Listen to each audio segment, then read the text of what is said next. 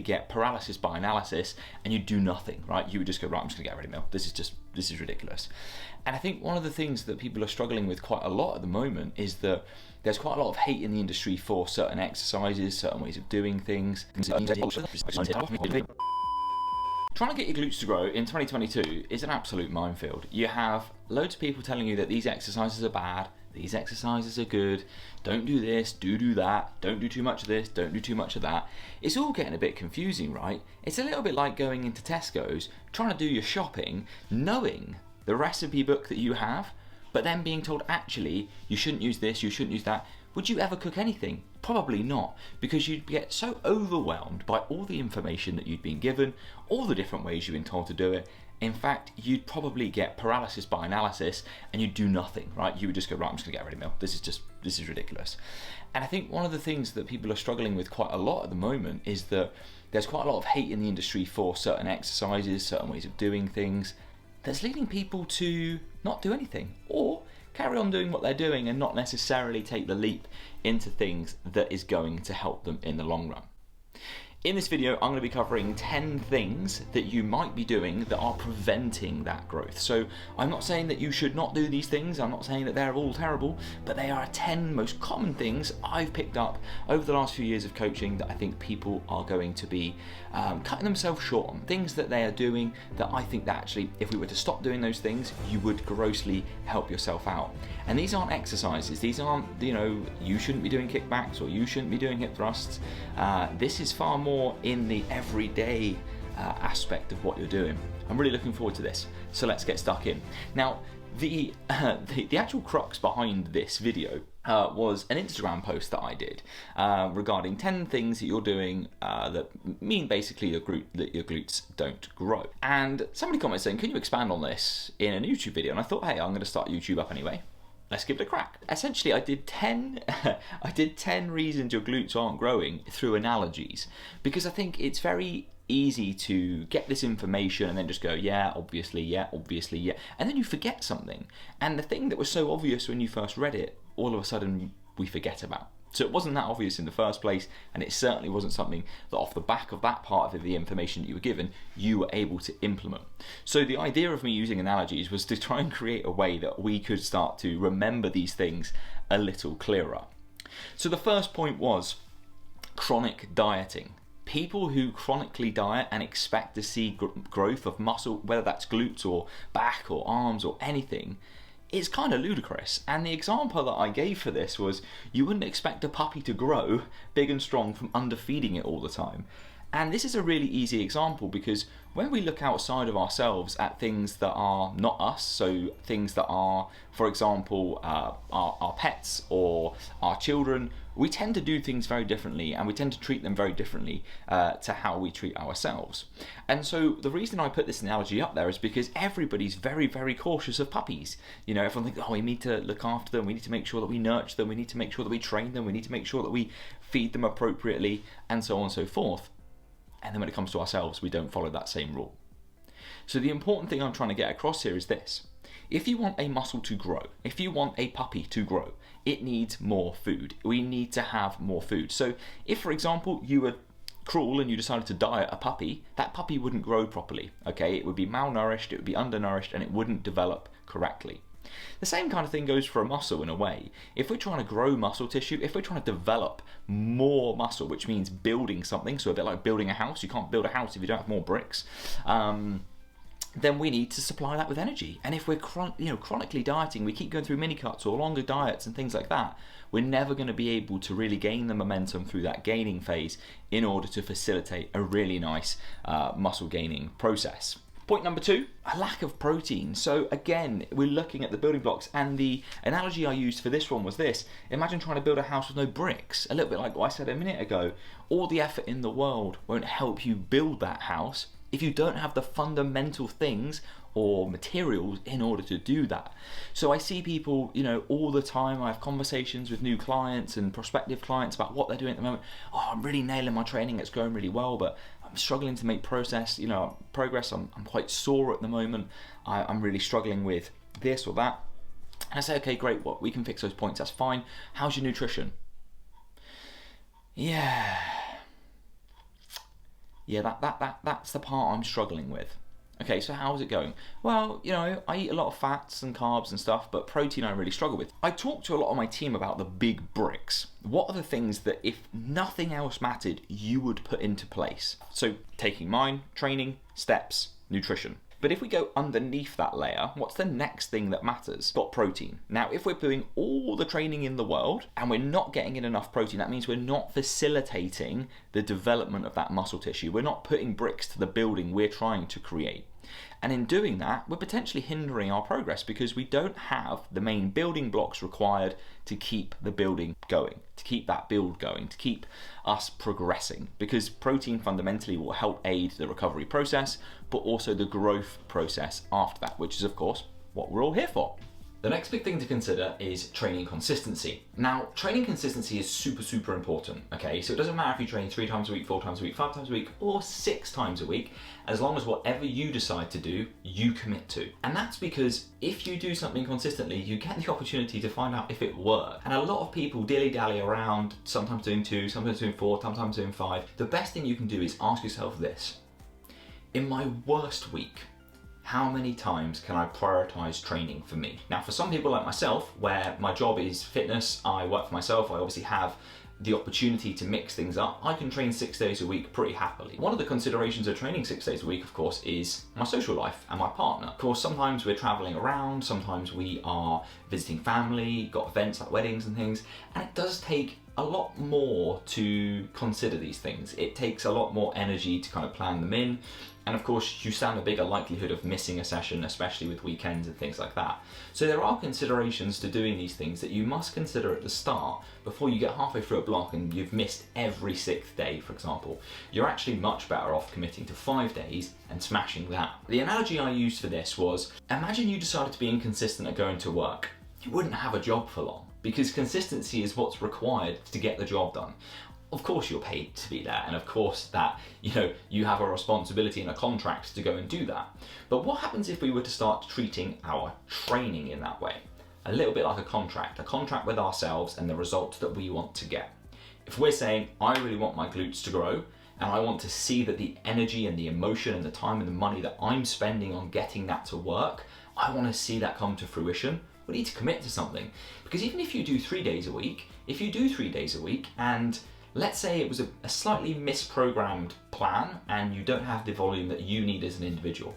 If you commit to that and you train hard, after 2 or 3 weeks, you're going to know very clearly if this is working, because your pump won't be there, you won't have much soreness, and generally there's going to be a lack of progress. After kind of 6 to 8 weeks, you'll be able to see the glutes growing or not growing. So the key in consistency isn't just because it's more likely to get you results, which is obviously why we're all here, but it also enables you to evaluate the process and make changes for things if you need to, or you're like, yeah, this is perfect, this is working for me, keep it exactly how it is. The next thing, and this is a huge part of this, is intensity. Something I go on a lot about in my Instagram stories and so on, but it really is so important to remember how important intensity is. It's a crucial part of the equation, it's a crucial part of your progress, and it's the number one thing I see the ladies that I work with lacking when we first start working together. It's that confidence to go big, it's that confidence to push themselves in the gym, it's that confidence to go in and be willing to fail because the weight they've loaded up might not move. That is fine. I love that. That is a good way to fail, and it's a good way to really test yourselves. Now, the analogy I used for this was training with a lack of intensity is like expecting to crack an egg with a cotton wool bud. A cotton wool bud is never going to crack an egg. And just like us trying to grow our muscles, we're trying to provide a stimulus to those muscles the body needs to overcome. And when it struggles to overcome that stimulus, it's going to grow, it's going to adapt, and it's going to progress because it doesn't want to be in a situation where it can't overcome a stimulus. So if you spent all day trying to smack an egg with an earbud, you're not going to get very far. No matter how hard you try, you are not cracking that egg with an earbud. If we only ever did banded kickbacks, or we only did cable kickbacks, not a bad exercise by any means, but it's not going to be the thing that gives us the intensity to overcome, or the means or the stimulus that the muscles need to overcome in order to see that growth. Yes, is a good exercise in its place, but no, it's not going to be the exercise necessarily that's going to do that.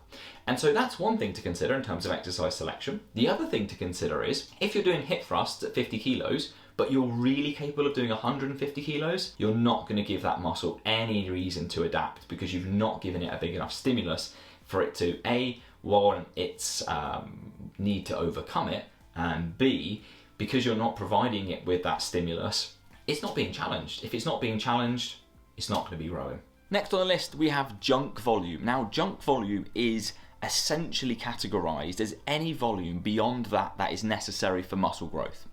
And junk volume is seen throughout most people's programs. And junk volume is bad because essentially junk volume is where good volume ends, and that's volume that is beneficial for muscle growth.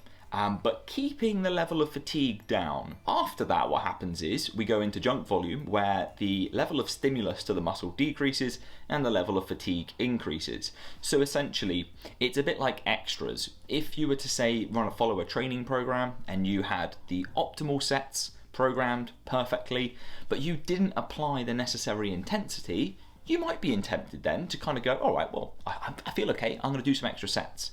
That would be junk volume, because that volume that you've just added isn't going to be contributing positively to the end result, and the volume that you've added not only is not contributing positively, but it might actually contribute negatively in the form of adding more fatigue, which of course we don't want.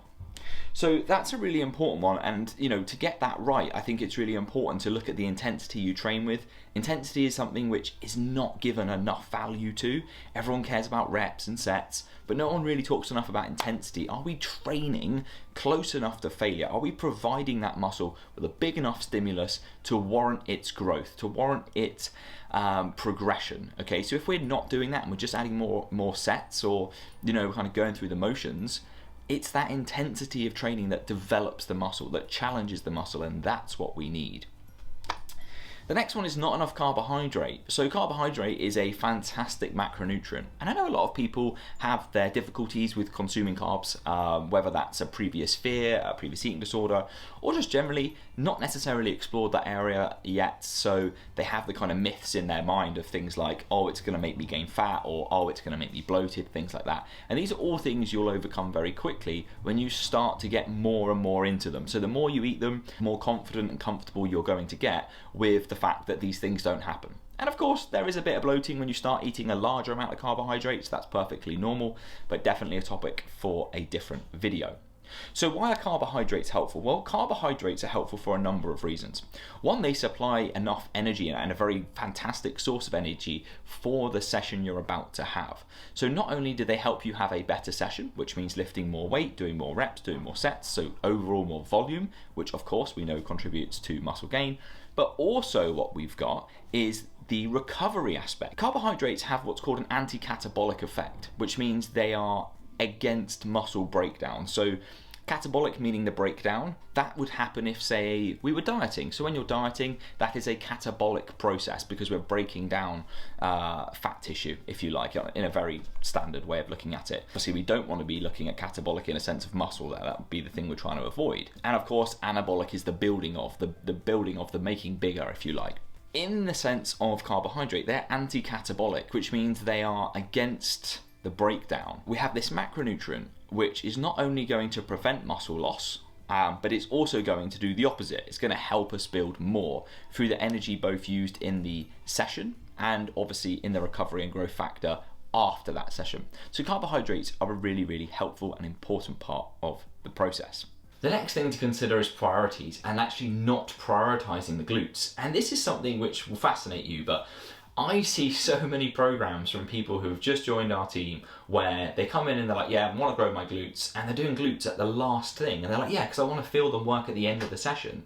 And my answer to that question is, why do you want to feel them working at the end of the session? We want to get them going when you're fresh, when you're bang new in the gym, you've got all the energy, you're excited, maybe you've had some caffeine, you're ready to go. We want to be hitting those glutes then, or we want to be getting them worked when we're fresh, when the muscles are fresh, when we've got glycogen in the body, we've got energy in the body, and we are ready to go, right? We don't leave them till last, because leaving them till last means we've already tired our lower body out doing other exercises, and we're not going to be able to give them the maximum effort or capacity that they need. The analogy I used for this one was not training your glutes until the end of your session is like driving a car with a flat tire. Sure, you can do it. Yeah, absolutely. You're going to move the car, but it's not going to be half as efficient as if you drove the car with 4 full pumped up tires. The next thing to consider is not tracking your sessions. This is so frustrating. If you're not tracking your sessions, how do you know where to improve? How do you know when to increase the weight? And how do you know what you did last week in order to improve upon that? Anything you do is simply guesswork. Now, if you want to leave your results down to guesswork, that's up to you, but I really don't recommend it, because essentially what we're saying in tracking our results is saying, right, last week I did 100 kilos for 10. Next week I'm going to try and beat that. I'm going to try and add 5 kilos, or I'm going to try and add a couple of reps. That's fundamental in overcoming stimulus for the body, in trying to provide a stimulus that the body has to grow from. So a little bit like what I was just saying, if we want to be providing the body with something that it needs to overcome, then we need to be improving, we need to be introducing progressive overload on a regular basis, and we need to be challenging the body in a new way each week where we can to try and get the progress moving forwards. The analogy I used for this one was saying, right, I'm saving up for my first house, but not keeping track of any of the money you're spending or saving, and then after 12 months going, wonder why I don't have any savings, or why I've got half the target I originally thought I wanted. Because you didn't track it, you didn't measure it, and therefore there's no accountability to it. And that is very, very important for this process. The next thing to consider is not enough variety. Muscles love variety. Our muscles thrive on variety because we're very, very adaptable. And so what that means is that when we start a new stimulus, the body will overcome that new stimulus very, very quickly. So the novelty wears off in a very short period of time. The analogy I used here is not training your muscles with a variety of rep ranges or exercises is like walking into a free sweet shop and saying, I'll just take a couple of cola bottles, please. What a waste of potential. I love sweets, so maybe that's a better analogy for me. Essentially what I'm trying to say here is the gym is a playground, and like I said at the start, I think there's so much confusion going around at the moment where we're looking at demonizing so many exercises that all of a sudden we only have 3 exercises to do. Like, you can only do hip thrusts, you can only do 45-degree hypers, and you can only do RDLs. Everything else is crap. Essentially what we ruin there is the ability to be introducing variety into our workouts.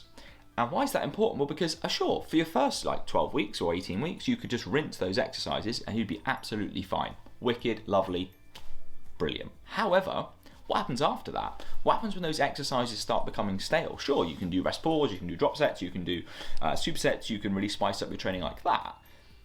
But what happens when you exhaust that? Do you just go, well, I'll try them in a different order. I'll do RDLs on a Friday instead of a Monday. What we miss out on is the potential then to A, enjoy some new exercises, B, introduce some new exercises which for your biomechanics may actually be better. You might actually find there's better engagement, better fun for some people. For example, some people hate hip thrusts. If you can't do a hip thrust for glute training, then if you're in the camp of people who are very much against a lot of exercises at the moment, what happens then? Do you just go, right, well, I'll just do 2 exercises a week? No, that's a terrible idea. So variety in training is really important, not just from a physiological growth perspective, because we know that the body likes to have variety that helps with growth, but also because it can be more fun and it gives us more options. It gives us more of a long-term plan, and availability of exercises means that when we do start to become stale, we're able to easily make some swaps, make some changes. So not only is the training that you're doing more sustainable and more enjoyable, but the results you get are going to be much, much better as well. Then last but not least, a lack of knowledge. Now, I didn't have an analogy for this one, but I wanted to put it in because I felt it was very, very important. And I was in the gym on Saturday last week, and these 2 fellas next to me were trying out some new tricep exercises. And I could see them, they were trying to do like an overhead dumbbell exercise, and generally speaking, they were doing a great job of trying to figure it out. And I was listening to the conversation where essentially what they were saying is, I can really feel this, but I'm not sure why I feel it more here and less when I do this. And this is just a simple misunderstanding of biomechanics and gravity. Gravity is a really, really important part of this. having a good knowledge of biomechanics, having a good knowledge of the way the muscles work and the way in which biomechanics acts on gravity as well is very, very important. For example, we have a tricep exercise here, and essentially what they were doing is this, okay? Now, gravity means that we're going to be pulling down, okay? So we're obviously going to be working towards the ground, which means that the actual thing that's working hardest here is the long head of the bicep and the anterior deltoid to keep the humerus up, because actually gravity is going to want to pull this down. Now sure, the triceps will be working to extend the elbow, but not as efficiently as if, say, we were using cables, because these fellas were using dumbbells. So I tried to explain this to them. I said, look, the reason you can feel it when you go a bit more overhead versus here is simple, you know, biomechanics and gravity. So with the glute training, for example, if you can understand the way the glutes function, and you can understand that interaction and how that works with gravity, what you start to realize is that actually some exercises do lend themselves far more to glute training than, say, others. I can give you an easy example of that. We have the antero-posterior chain, and that's essentially where we are in a hip thrust. The weight is on our hips going vertical. Now, with that, we are going to be loading the glutes directly, because the glutes will help to extend the hips. So when the hips are flexed, i.e. when you go down towards the ground, that's hip flexion. Then when you're extending, that's hip extension. And of course, that's where we're going to be hitting those glutes maximally when they're shortened. So the muscles are shortened in a hip thrust, and that is where we're going to be hitting maximally in that top phase, so that extension phase. Now, if you compare that to something like an RDL, for example, when you go through an RDL, it's a very different path. But the hips are going back, they're not going down.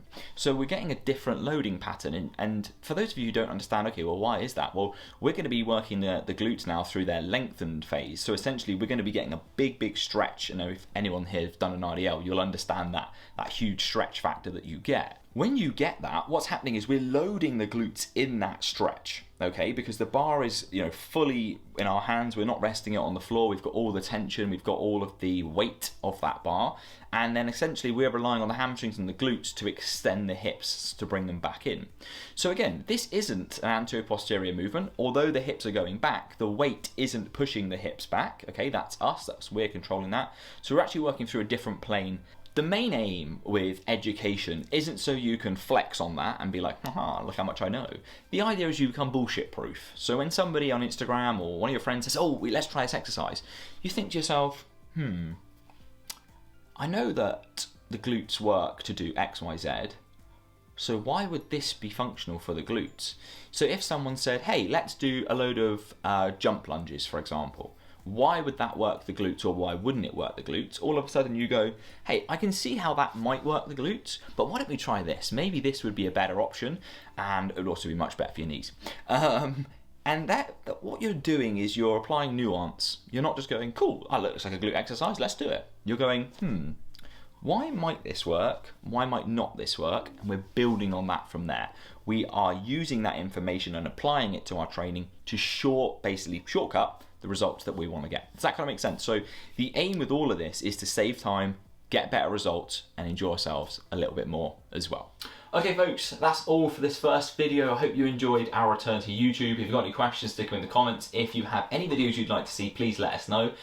Please give us a like and subscribe if you haven't already. It really helps us out with obviously the algorithm and getting our information out to other people. And it also lets us know, which is really important, what you folks like to see, what you guys like to engage with, and therefore we can start producing more content that suits you, works for you, and obviously helps you on your journeys. For now, team, much love, all the best. Have a great day. Take care. Bye-bye.